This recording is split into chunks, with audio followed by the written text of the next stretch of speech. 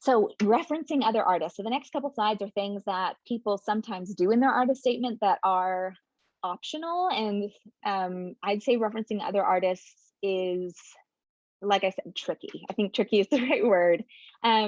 Because I want you to only mention another artist if it's truly the best way to explain your own art. If it's not, then do it a different way. Explain your art a different way, because it can easily come across as either name dropping, or it can not be helpful because your audience doesn't know who you're talking about. And you don't want to take focus away from yourself. So you have to do it in a very careful way. And I'll give you an example of a couple different ways to do that in order to avoid those things. So first, be sure to keep the attention on you. And one easy way to do that is to start the sentence with I or my work. Make sure you're the subject of the sentence in that you are the same sentence that you're referencing someone else. Make sure you're the subject of that sentence. That's an easy way to do it. Be sure the reference is meaningful, even if the reader has never heard of the artist that you're referencing. And a way to do that is to talk specifically about their work. So what about their work influences you? Not just their name, but what do they do that is important to you? So avoid name dropping, and you can do that by what I just said, sort of contextualizing their work a little bit in terms of your work. Avoid overgeneralizations. So for instance, saying like, I'm really inspired by the works of Picasso, right? Because Picasso did a lot of different things, and a lot of artists do a lot of different things. So that's not really helpful to your audience, just because what about Picasso inspires you? That would tell me a lot more than just referencing a person's name. And grandiose comparisons. Basically, just avoid comparing yourself to any other artist in your artist statement. So saying something like, I'm inspired by the works of Picasso, but I go one step further.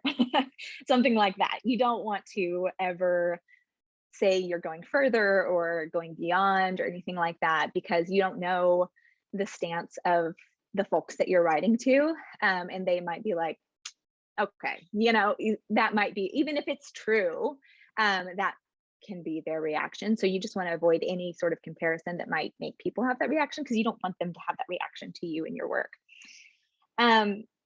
Instead, write about your understanding of or your inspiration drawn from a specific aspect of that artist's work, and then bring it back to your work right away.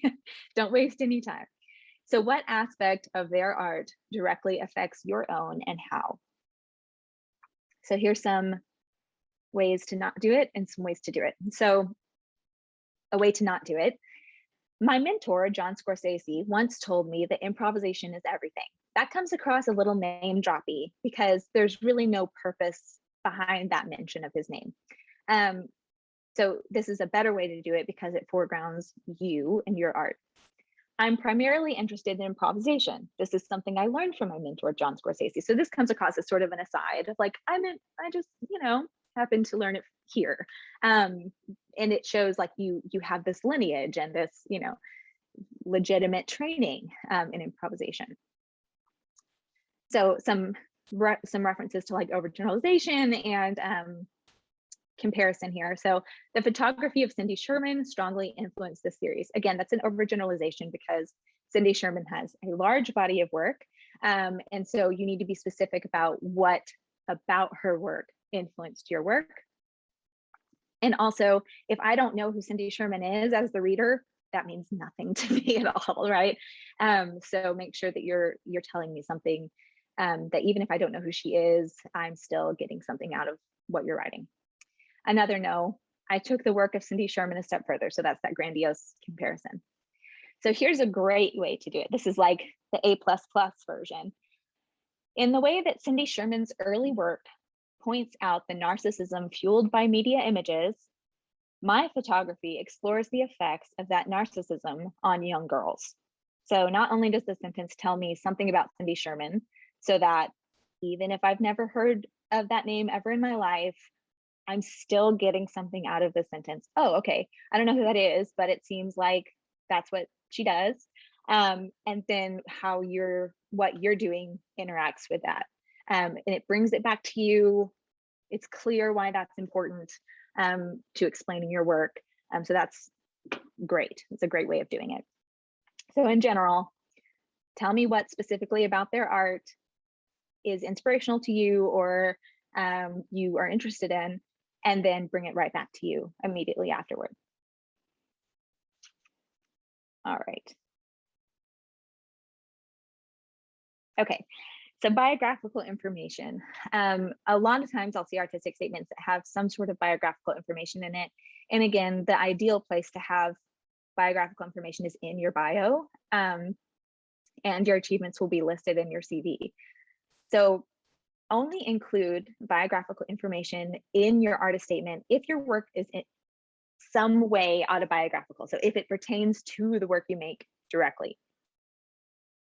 And similar to that, but could be slightly different, is if your work combines your training, your influences, your experiences that are specific to your life. So if it's autobiographical, or if it does something that's very specific to how you've become an artist. So for instance, I saw an artist statement this week that was, the person was trained in dance, film, sculpture, what else, music, like piano, and they made performance art, right, that combined a lot of those things. So it makes sense that in their artist statement they would say, I have training in blah blah blah blah blah blah blah, right, all of these things.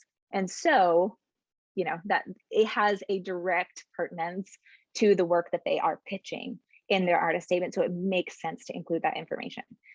If you start your artist statement with, I've been making art all my life, but then that doesn't serve a purpose in your artist statement, it doesn't belong there, right? It belongs somewhere else. And like, if you have a longer biography that's on your website that's a little bit more informal, not like the bio we were talking about, that's that formal, like short little bio, but if you have one that's a bit more informal, that would belong there.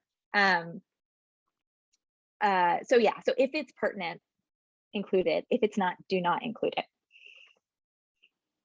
So hopefully that clarifies. If you have follow-up questions, feel free to type them in.